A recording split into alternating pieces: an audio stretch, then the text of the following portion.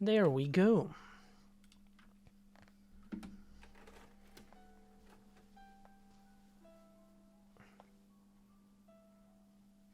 For about 5 years during the late 90s and early 2000s, a surge of Japanese horror films took the world by storm. That is true. Even if you Like, never there were so many remakes of, like, Japanese horror movies in the early 2000s. Like, of course, The Ring and The Grudge being, like, the most famous ones. There was also, like, Deep Water, for example, and other ones that I can't remember right now. I love how it says John the Curse. It is Ju-on, like J-U dash O-N, Ju-on, but it says John the Curse. But okay, see, he seems to only be talking about these two franchises in this video. Okay. watch a single Signal was also one, I think. Was it Signal? No, it wasn't Signal. Last Call. It might be Last Call. Was it Last Call? Also not. Something like that. Anyway. foreign horror film, names like The Ring and The Grudge should still sound familiar. I want to spend some time introducing these films to you. And for those who are already familiar with the films, I want to dig just a bit deeper Do and it. talk about the sad current state of J-horror. The current state is very sad. Welcome to my two-part retrospective on Japanese horror films. So interesting how, like, different it was 5 years ago. Oh, you don't see it behind my face cam, but yeah, this was 5 years ago. It goes without saying that Japan had made horror films before the late 90s. This is one I still have to watch. Onibaba. Oh wait, let me put myself to the right. Onibaba is still one I have to watch. That's still on my watch list. One from the 60s that I have watched is, for example, Koroneko 68. I really like this one. Okay, this is the poster. I really like this one, but I cannot say that I have watched many, including Onibaba. There is also Noroi the Curse. That's from the 80s, right? 2005. Wait, which one am I thinking about? Kandai or something? Kwaidan. 1964. Also, 1964 Japanese anthology horror film. Also one I really want to watch. This is like the main poster. I guess this is the main poster that I saw. This also looks so interesting. I really want to watch it, but I also didn't get to this one yet, sadly. All classics like Onibaba, Sinners of Hell, and Kaidan all came out in the 60s. Kaidan. Sinners of Hell is not one I've heard of before. Well, I have watched this video at some point, but it's 5 years old, okay? It's been a while. I haven't heard of Sinners of Hell, at least in a long time. Should add that to my watch list. Which I would call the folk horror cycle. That's what Asian horror films usually are. Adaptations of familiar folktale and folk characters. That also reminds me of V. Do you know V? It's a Russian horror fantasy movie. It's only an hour and 17 minutes long, from 1967. Is, I think, regarded as like the first big like Russian like feature-length horror movie. And I think the very first adaptation of this here, 1909 V, is a Russian short film that is considered to be lost, and it is the first Russian horror film ever. It's based on a novella, 1835 novella, and, well, this 1967 most famous version is a remake of the very first Russian horror horror movie, you could say, which is interesting. I've actually watched this one. I liked it a lot, especially the second half, but it feels like two separate movies, if that makes sense. Like, it's only 78 minutes long, like just over an hour. But it still feels so disconnected. Like, the two halves feel like two separate movies. Like, the first one just like a feudal, just, you know, calm, whatever. And then the second half turns into like actual like Christian-themed horror, basically, where a dude is in a church and the demons attack the church and he has to protect it. Stuff like that. I liked it. Not too dissimilar. But in case you didn't know, that same franchise, sorry for interrupting so much, by the way, but I just have too much to say, okay? When I get into movies, I just think of more movies and I keep thinking of more and I keep wanting to say more. And this franchise by now, there is even a 2014 remake, but apparently it's just a fantasy film, nothing horror at all. Funny enough that it's Russian and Ukrainian. And this one actually got a few sequels. The sequel of this one, of this 2014 V, is V2 Journey to China, and it stars Jackie Chan and Arnold Schwarzenegger. Like, what? Are you kidding me? Well, yeah, apparently it's just like a Russian-Chinese fantasy adventure film. I don't know, I've never bothered watching it. And it even got a sequel in 2022, Travel to India. I don't know. Oh, was supposed to be released in 2023, although it was not formally announced yet until 2024. Well, anyway. Gothic horrors in the West. Oh, Dracula. I am Dracula. This That all changed 1931 Dracula, that was during the time when they made like Spanish-speaking versions of the same movies as well, but they shot them as separate movies, but they used the same sets. They did it at the same time, you know. They would shoot, for example, in the case of Dracula, they would shoot the English version in the day and the Spanish version in the night, in the exact same sets on the exact same days. And apparently the Spanish language version of Dracula is the superior one, but I haven't seen it yet because I just never felt like actually reading subtitles. I should really watch it. The Spanish version of Dracula is also the only Universal classic monster film that I haven't seen yet. No, not the same cast. According to Wikipedia, Universal Classic Monsters was, in case you didn't know, the very first cinematic universe. Cinematic universe being used very loosely here, but they did have crossovers. But the films are mostly standalone, but they did have crossovers. And, wait, this is starting with Dracula. Is it like maybe it's just in the German page that I saw more? Yeah, here it starts with the Hunchback of Notre Dame in 1923 as being technically the first one. Dracula only comes way down here. And according to this list, I have seen every single one except the Spanish version of Dracula. Which here you can see different director, different actors. Here you have Bela Lugosi, here you have Carlos Villarias as Conte Dracula. Yeah. Different actors, different everything, just like a Spanish language version of the same movie, basically.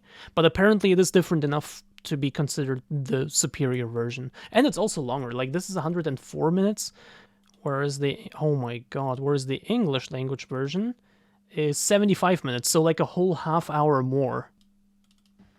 Dracula. That all changed in 1998 Ringu! with the release of a little film called Ringu. It's a film about a single mother who discovers... Which, by the way, fun fact, maybe he will mention it later on. He didn't say it yet, at least, but this was actually already a remake. This movie that many people think is the original The Ring movie that the remake is based on, which is true, but it's not the first adaptation of the material. The first adaptation was in 1995, 3 years before that, and it is the most faithful adaptation of the novel to date. And only then came the 1998 movie that is the most famous one that he's talking about here, on which the American one is based on. A cursed videotape. A tape that kills you in 7 days if you watched it.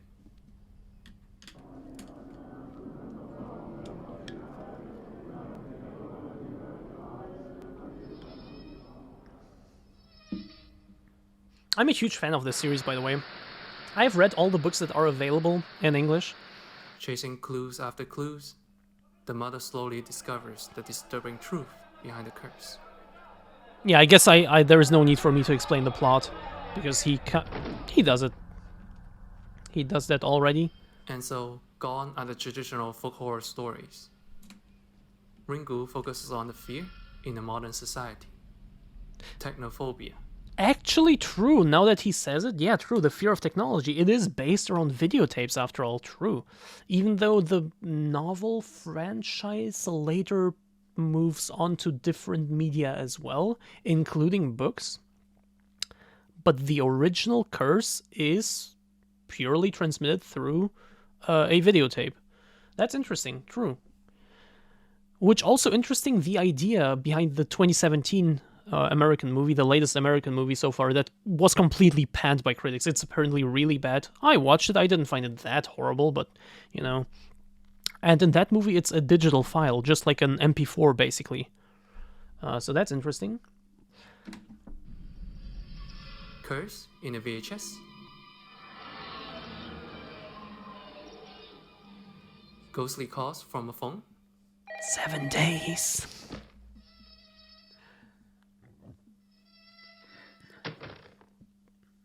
Raging spirits climbing out of a TV. Which is interesting, by the way, that this is very, very, very... Everything has a tie to technology of some form. Actually, true, now that you say it, yeah, everything... That's what he was getting at. Everything has a tie to technology, yeah, of course, with the phone and the TV and everything. What I wanted to say quickly is that the novel actually isn't that much of a horror novel. It has a few horror elements, but it feels more like a detective novel first and foremost, where a journalist tries to uncover these weird, seemingly unrelated but somehow related deaths. It's more of that. It's more that thing, and this movie turned it into like a pure horror movie, which then the Americans also adapted as a pure horror movie. Even the curse itself is very mechanical. When you watch the curse tape, you get a phone call. And after 7 days, you die. 今日で1週間なの。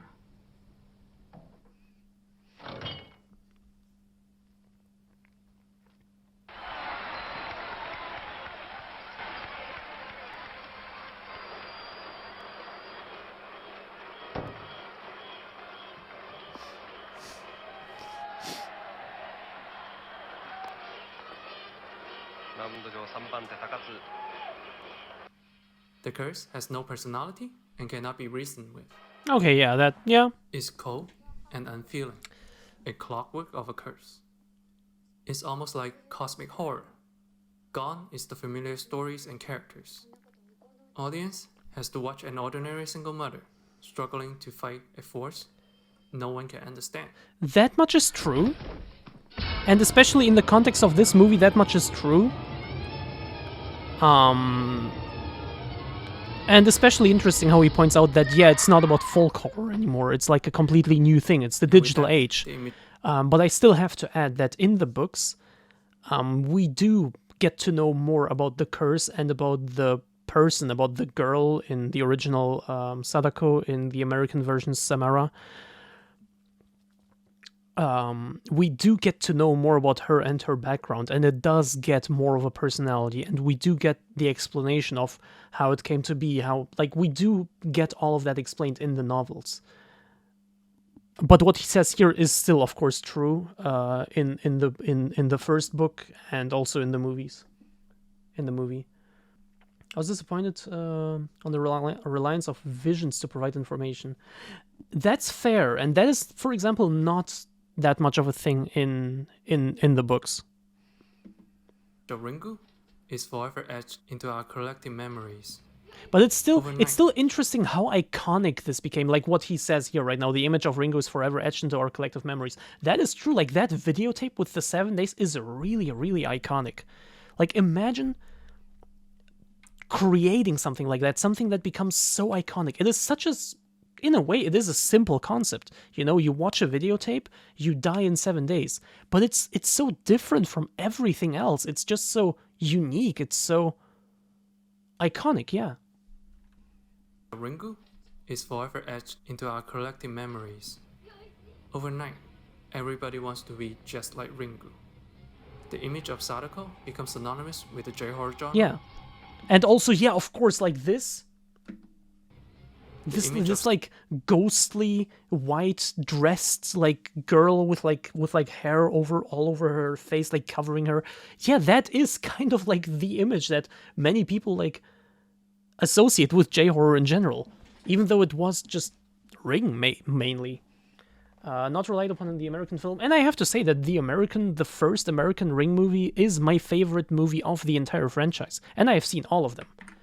And there are more than you might think. And when I say there are more than you might think, I really mean there are more than you might think. I've seen all of them. This doesn't even include the very first one from 95, which, again, as I said, is the closest one to the source material. Then there is the 1998 one. Then there was a sequel that came out in that same year on the same day, even, which is my birthday, by the way. That's interesting. Didn't know that. Which is based on the second novel, which is called Spiral in English and Rasen in Japanese. That is the same title, which is a sequel to the first movie that came out on the exact same day. Then, but I think directed by someone else, right? This one was directed by Hideo Nakata, and this one by, yeah, someone different. But then this dude decided, yeah, no, fuck you. Next year, he made Ring 2, which is an alternative sequel to Ring, and it is not based on the second novel, unlike this one. It's just a sequel purely based on that first movie, directed by Hideo Nakata again. It serves as a sequel to the first Ring movie, so the first Ring movie has two separate sequels. Then came Ring Zero Birthday, which, in case you didn't know, the fourth book in the franchise is a short story collection called Birthday. And one of the three stories is a prequel. And this one, is it based on that? I'm not even sure anymore. This one is very forgettable. But this one acts as a prequel to the first movie. So we still have two separate timelines in the movies. Then, 12 years later, came Sadako 3D. Absolute trash. Interestingly, loosely based on the novel S, which is the fourth novel, but fifth book, so the third novel just never got an adaptation. This one, it doesn't even say which like series it belongs to. Like, where's the timeline, man? What is this a sequel to? I don't know. Then there is Sadako 3D 2, which is just a sequel to that. Oh, the final installment in the Rasen timeline. So, okay, let's start over. This shit is complicated. Okay. There was a very, very first movie, 1995. It is completely separate from everything. Then there was the first Ring movie. That first movie eventually got a prequel. Okay. Then that first movie got a sequel on the exact same day. That sequel got another two sequels down here. Okay. That is the first timeline. Then we have a second timeline where that first movie got a different sequel from the same director 1 year later, which then went on to, I think, have this sequel, right?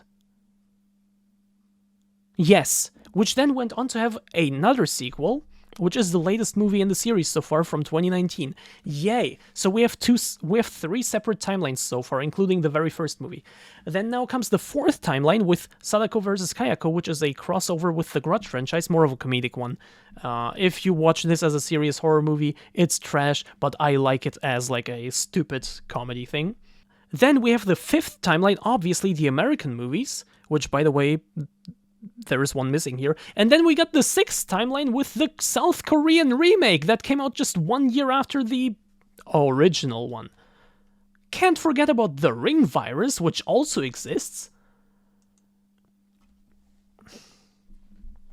Way too convoluted. And most of these are trash. Ring, good. Rasen, Ring 2, Ring 0, Sadako, ooh, no, fuck no. Sadako, fuck no. Why are three of the movies called Sadako, by the way? Fuck no. Sadako vs. Kayako as a serious movie, fuck no. As a comedy, sure, yes. So there are so far 2 good movies in the franchise. The Ring I liked, that makes 3. And that's it.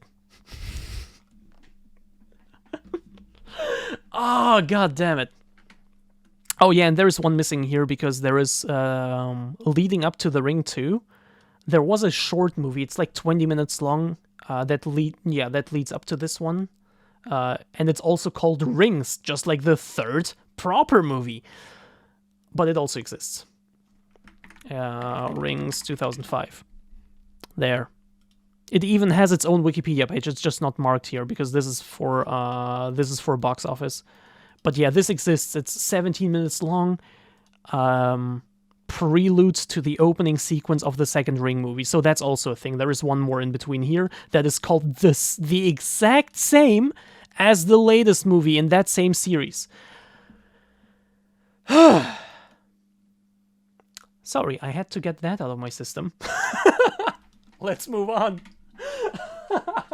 Saw is straightforward though. You have like 9-10 movies by now, and you can watch them all in a row. Like with Saw, the thing is with Saw, okay, the 11th one is apparently announced with the same director as the 10th one, which makes me excited because I really like the 10th one.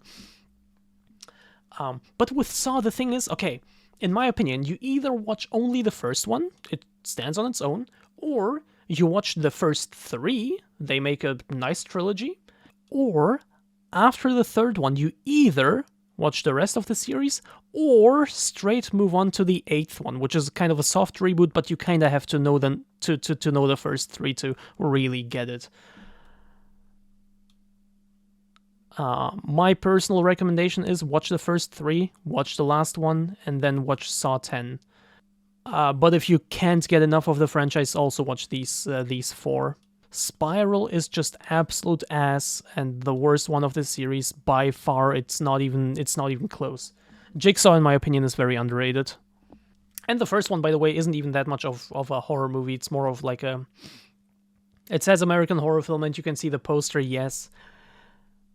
But I am saying it's more of like a... It has 2 separate storylines going on at the same time. One of them is like these 2 dudes being trapped in this like old bathroom. It's like kind of an escape room scenario. And the other storyline is the police trying to investigate this Jigsaw killer. So it's really more of a split between like an escape room and like a very dark mystery detective type thing. Only the first one exists for me, denied. For me, it's mainly the first 3, Jigsaw and Saw X. Scary Movie 4 did a parody of Ring and Grudge. I know, but I haven't seen Scary Movie in way too long. Also, how the fuck do 5 Scary movies exist? Article becomes synonymous with the J-horror genre. It spawns countless sequels. Countless sequels, a US remake. Yeah, we went over that just now in great detail. US remake, and even a South Korean remake. Ah, he mentioned it. He still didn't mention the very first one, though. To this day, I think Ringu is one of the best horror films ever made. If you never watched it, or only saw the remake, give it a go. Many people say that the original Ring movie is the best one by far. I personally disagree.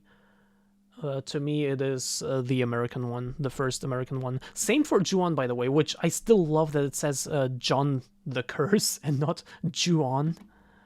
Like, it's normally written like...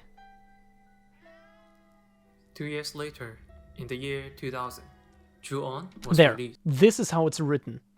But down here it says, in the chapters, it says John. Also, let's get my rant about Ju-on out of the way, okay? Just to get that out of the way, okay? First up, the first movie wasn't the feature-length Ju-on from 2000. The very first 2 films were the short films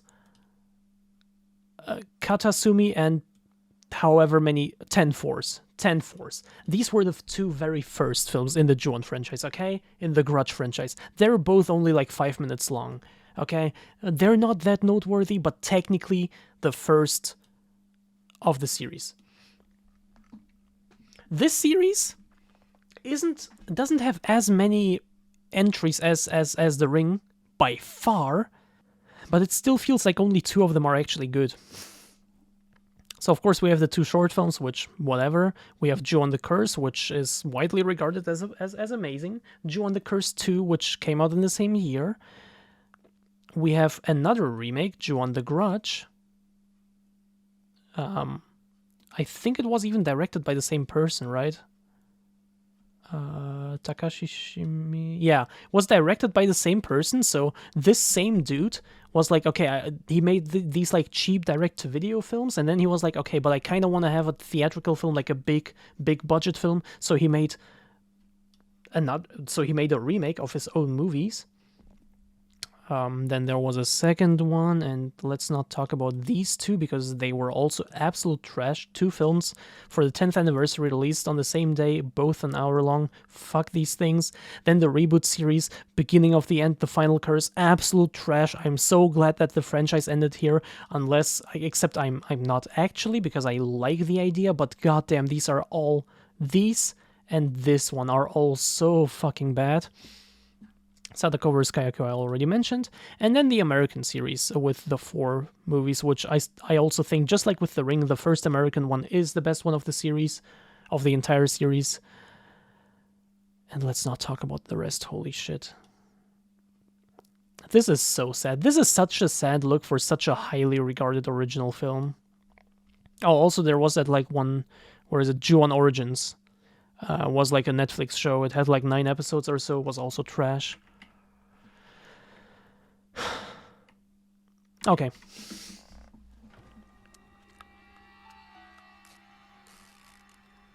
But not the one you heard about. You know, whenever I say I'm a completionist, I really mean it. God damn it. It sometimes hurts to know this much about so many ass movies. Like, bro. This is Ju-on the Curse, a direct-to-video movie. The actual star of the Ju-on series. Actually, wait, let me look something up quickly, because I think the American remake was also directed by the same person. Yeah, the American remake was also directed by the same person. So the same dude made the original direct-to-video, then the Japanese theatrical version, and then the American remake. They were all directed by the same person, by the way. Counting the short film that came before. At least he mentioned the shorts. The plot centers around a cursed house, and several groups of people who enters the home for various reasons. But this is not a haunted house. It kind of is. Ringu, the home is just a contact point. Once you come in contact with the curse, True. you follow. True. It will follow you anywhere. I forgot about that. And its only goal is to kill you. Yep. You go into the house, you now have the virus. Fuck you, you will die. What makes this film different from Ringu is its non-linear structure. The audience are given a God's eye view to see the events unfold. You never know each character too well, and you can't quite piece the entire narrative together. Not at first viewing. That's a thing I like. That's one of the main reasons why I don't like this original one as much as the American remake. Like, it didn't feel purposeful that it was just like cut up into a non-linear structure. It was just like confusion for the sake of confusion. It's cold and puzzling, like staring into the inner working of a complex machine. A perfect cinematic form for the type of horror established in Ringu. All segments lack decisive conclusions, which further pushes the cosmic horror angle. Not really, personally. I've read enough Lovecraft stories, by that I mean every single one, to know that cosmic horror doesn't inherently have like no conclusion to the stories. And like I can't remember the movie that well, I'm gonna be honest. Like, it's been a long time since I've seen it. But I think that also felt very unsatisfying to not have a conclusion to any of the stories. Footage only adds to the horror atmosphere. That's true. Perfect for a midnight viewing.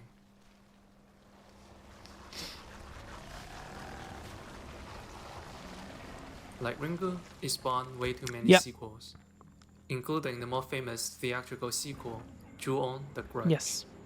which also has a US Yes. remake.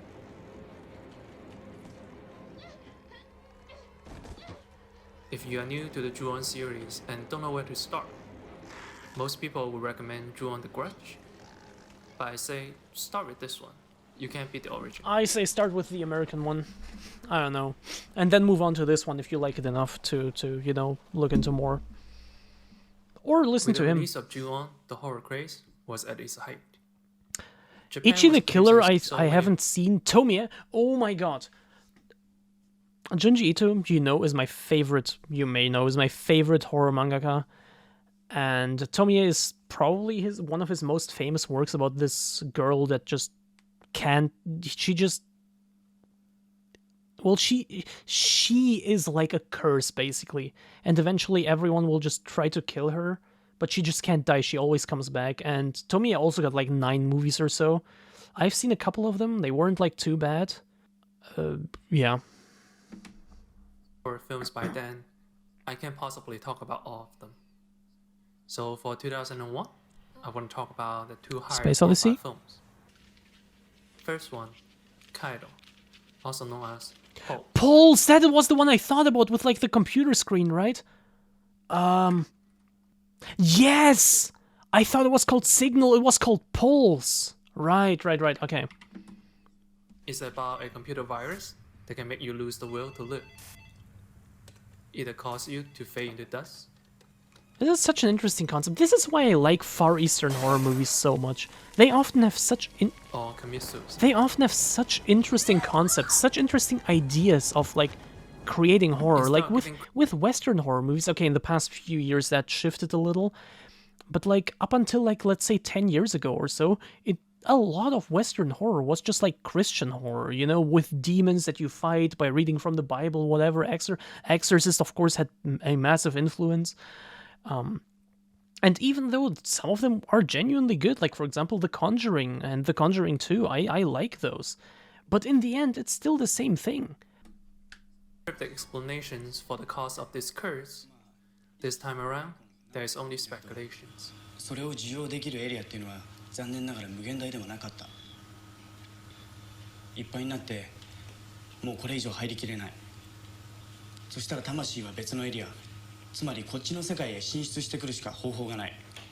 Like one such interesting concept from, for example, a Western movie that was also released around that time was Final Destination, where like some people were able to escape death somehow, like from a massive car crash situation, and some people were meant to die, but they actually survived.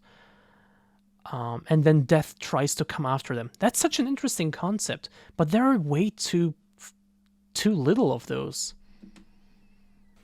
Told in 2 parallel stories that converge at the end, it takes the ideas set by Ringo and Ju-on and dials it up to 11. That too, Porcelain Girl. But the part that makes Kaido a true continuation of the genre is how technophobia is front and center this time around. Around this time, Japan was experiencing the internet boom. Just a few short years after this film's release, over half of Japanese households will have internet connection. Oh, so it was almost like, With that comes the birth of the hikikomori. so this film was almost like kind of ahead of its time. That's really cool. But yeah, Porcelain Girl, horror films that rely way too much on jump scares, especially when you can see them coming from a mile away, really annoy me. I think so too. I agree. Like jump scares can be effective, yeah, but they don't create horror. They just create a short burst of like adrenaline, like a short moment of shock, not like true terror, not like true horror. So I also don't like the over-reliance on jump scares. A generation of youth who live almost exclusively online and have extreme social withdrawal. People who never left the home months, if not years at Hey. a time. Is this a personal attack? In the film, there are multiple dramatic monologues discussing the effects of the internet on us. この人たち本当に生きてるっていうの？幽霊とどう違うの？ Actually, oh my god, that's such a good question. How are they different from ghosts? Okay, these are computer viruses, but in the context of this movie, that, you know, these viruses make you commit suicide or like just evaporate. How is it different from a ghost? Is it just like a modern adaptation of like the classic ghost story? Is it just like a continuation, an evolution, if you will? You can use them sparingly and they'll make a great point, but if the audience is conditioned to them already, it gets boring. Look, if you have like one or two like really effective jump scares in a movie, yeah, whatever. But still, for me personally, even so, like even after then experiencing them and it being effective, my thought is always like, okay, that surprised me, that, you know, that made me jump, if you will, sure. But was that really good horror? You know, it always still feels cheap.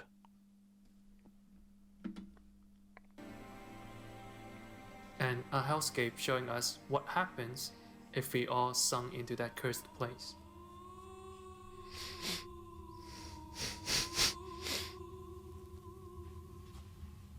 For that reason, not only is this film terrifying, it's depressing. That reminds me of another film that he talked about at one point. I forgot the title. I couldn't even... yeah, whatever. Maybe we'll eventually discover it as I go through this channel with you, but... yeah.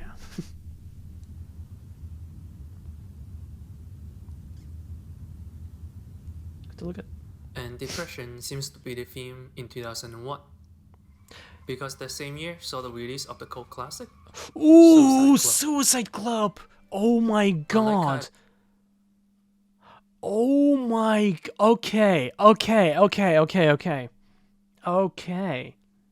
What's horror to Americans is not horror to Finns or horror to other cultures. Not necessarily, but I still like to see horror from, or generally movies of all kinds of genres, from all kinds of places. I like, for example, to see martial arts movies from different places. I like to see, of course, the Thai martial arts movies, you know, obviously with Tony Jaa, Ong Bak and stuff, but there are also other ones like BKO and whatever.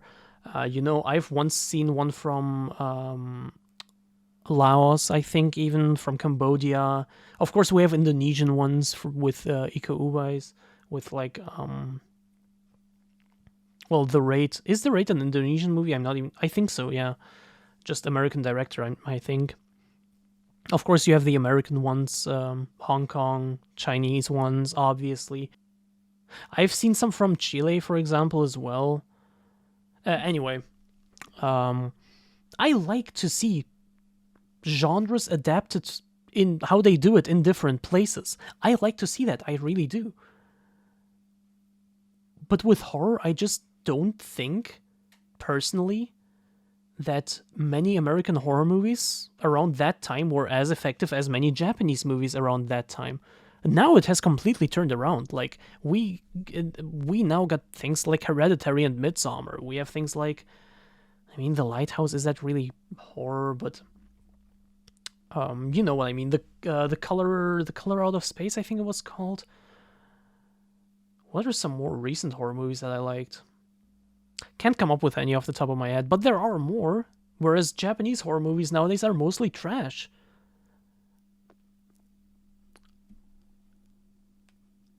I forgot where I was going with this. Wait, what did you say again?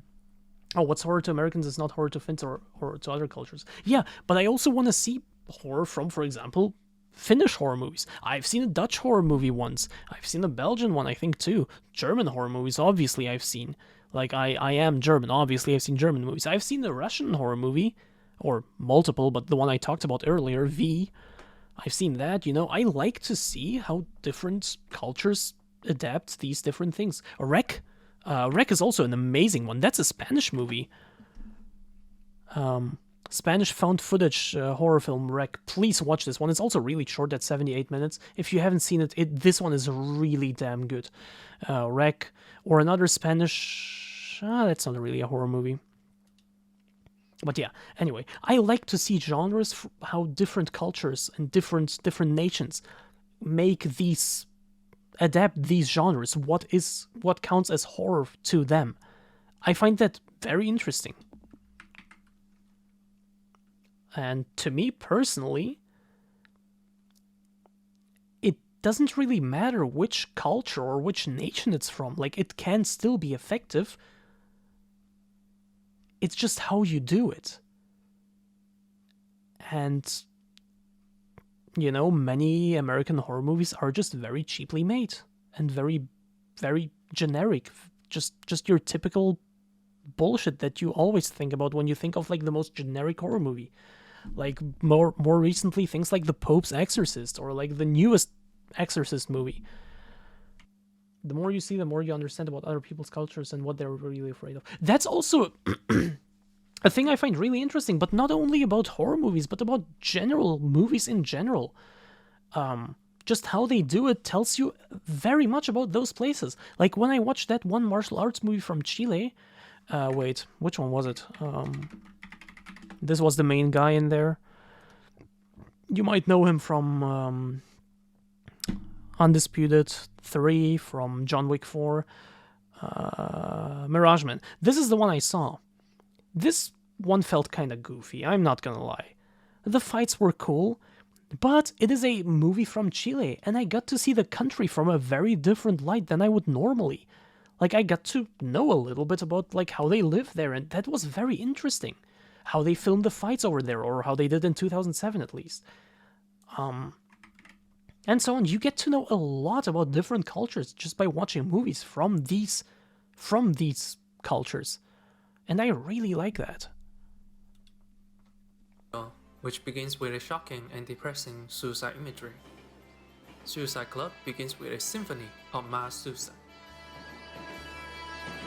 Such an... Yet again, like, he has shown us 4 different... or gone into more depth with 4 different movies so far. And each of them came out around the same time, and each of them has such a unique concept that to this day is still unique. I find that so interesting.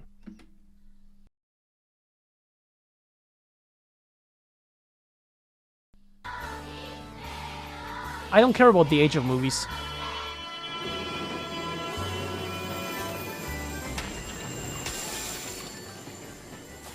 Over the top and absurd, it crosses the disturbing barrier and becomes kind of hilarious. Not to mention, the scene is followed by a youth pop group performance. That's not to say the film doesn't have well-crafted moments of suspense.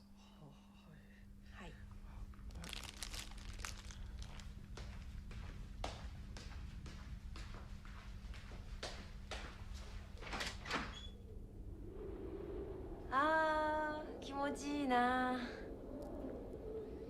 じゃあ私行ってくるね。ちょっと待って。 The film follows a series of seemingly contagious suicide.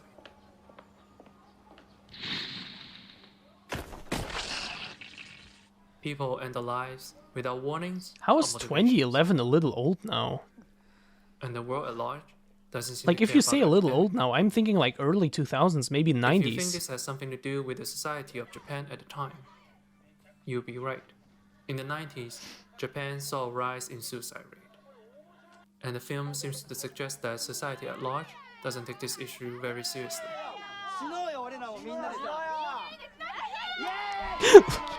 Oh my god. The film even confronts the people who have thoughts of death. 何しに来たんですか？あなたはあなたとの関係を修復しに来たのですか？ Yay! あなたはあなたとの関係を切りに来たのですか？ But just like Kaido, the film ultimately doesn't offer any clear answers. No explanations on why the epidemic happened, not even speculations this time. The world simply has a glitch. It's a rather Interesting how this movie isn't even like so far as far as we've seen at least doesn't really have a technological theme, but you, Extended Cinema, in your script The world simply has a glitch. decided to include that theme anyway. Well played. It's a rather unsettling notion that the world is a giant machine, and it can go wrong at the will of an invisible force. And the glitch spreads itself through, what else? Another form of technology. But that goes into spoiler territory, so I'll stop right here. Both Kaido and Suicide Club clearly belongs to the lineage of the J-horror genre. But unlike Ringo and Ju-on, these two films feel much more artsy. The filmmakers took advantage of the audience longing for horror and showed us real horror, forcing us to confront the disturbing side of society, the social issues. True. Actually true. And again, really interesting, really unique concepts. Like to see that. Would like to see more of that, maybe from a certain Western market. To be fair, it has become better over the past 10 or so years. But still, come on. You can do better. With that, we reached what I consider the peak of the J-horror genre. We saw how Ringo breaks the tradition and brings the genre into a modern age. How Ju-on further refines the ground rules for supernatural horror, established an expected tone for the genre. How Cairo and Suicide Club elevated the genre by incorporating social commentaries. Next, a familiar face will return and takes the genre into Dark a new Water. direction. I think I mentioned that one earlier. That one also got an American remake, just like Cairo did, or Pulse, just like Pulse did. Dark Water is actually also based on a story written by Koji Suzuki, who is the author of the Ring novels. Dark Water was a short story, though, not an actual novel. But yeah, also based on his story. Tune in next time, where we will talk about the remaining J-horror films, as well as other crafts. Oh that no, follow. not Celico 3D. Look at this forced 3D, just like for the sake of the gimmick. Just like this forced like camera. So annoying. Celico 3D is so bad. Yeah, that was part 1 of a brief overview on J-horror. Again, I really like it's like Jaws 3D all over again. I mean, that's era like 2011 to 2014 or so kind of was, right? But yeah, 5 years ago, I still really like the channel. I don't think I've seen it like that long ago. I think I discovered the channel like what 3-4 years ago maybe.